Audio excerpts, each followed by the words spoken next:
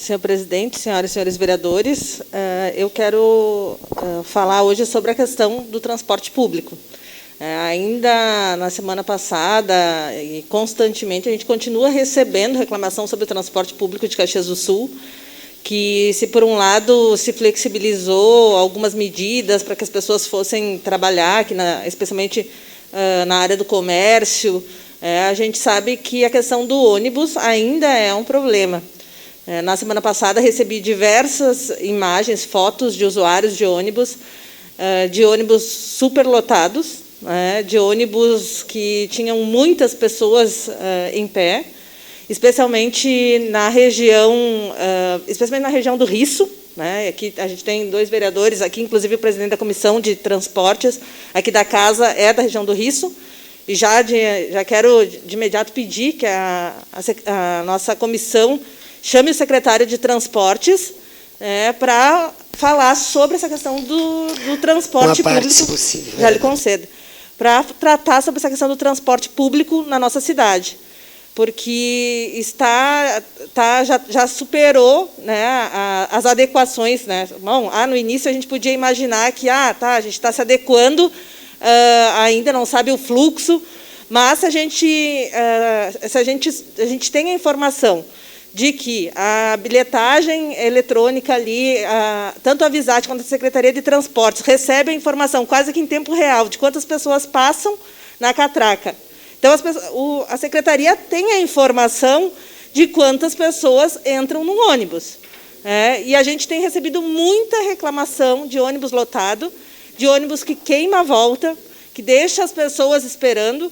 Aí, bom, queimou uma volta, já está operando o sistema Avisat. Ontem, inclusive, o vice-prefeito informou na sua live de que a Avisat estaria operando com 55% da frota. Então, a gente está quase metade da frota sendo utilizada apenas. E ainda, esses ônibus queimam volta, não garantem o número de pessoas realmente que pode utilizar o ônibus, porque, pelo decreto da Prefeitura Municipal da semana passada, apenas, no ônibus comum, 10 pessoas em pé. No ônibus articulado, são 15, no máximo.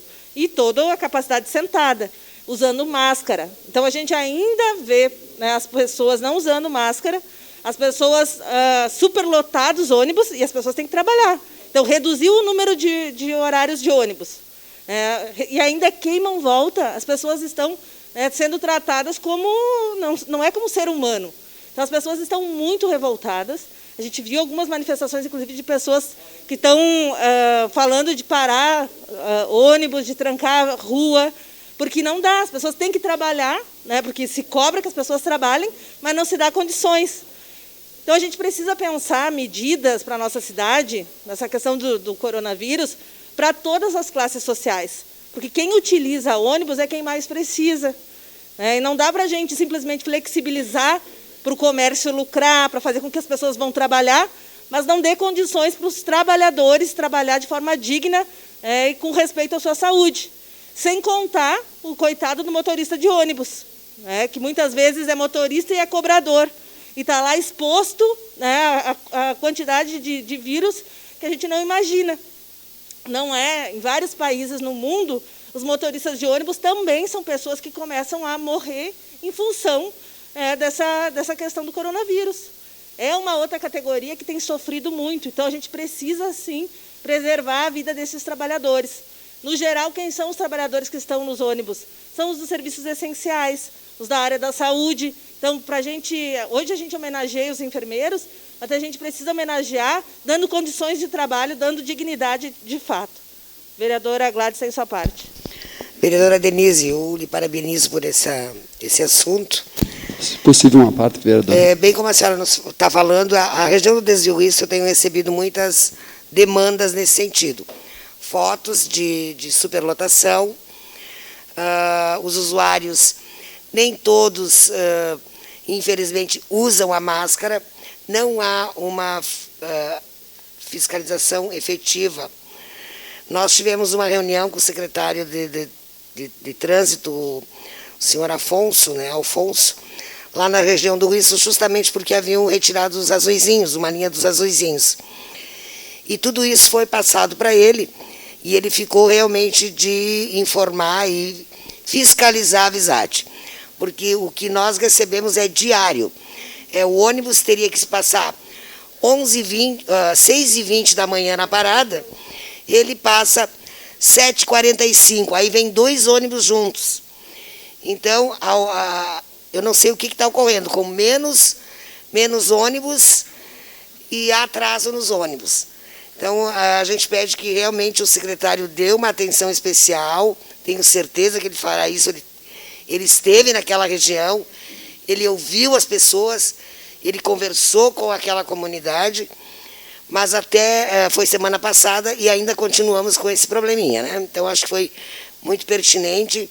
A gente pede que as pessoas se conscientizem que tem que usar a máscara. Eu observei motoristas, inclusive, não usando a máscara ou com a máscara tirada, porque eu moro perto da linha de ônibus e às vezes a gente observa algumas coisas, né? Então, isso procede às denúncias que a gente tem recebido. Então, parabéns pelo assunto e é muito importante mesmo. Obrigada, vereadora Gladys. Vereador Chico.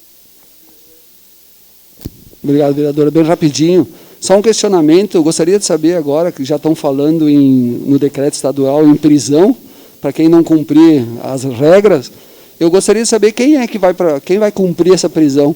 Se é o prefeito de Caxias, o presidente Fernando Ribeiro, da Visat, ou o secretário Alfonso, uma vez que não vai ser cumprido, com certeza, com essa quantidade de ônibus que tem, não vão conseguir cumprir, e aí vai ter esse questionamento, quem é que vai cumprir a questão da prisão no decreto estadual que estão falando aí? É só esse detalhe. Obrigado. Obrigada, vereador Chico. Vereador Kiko.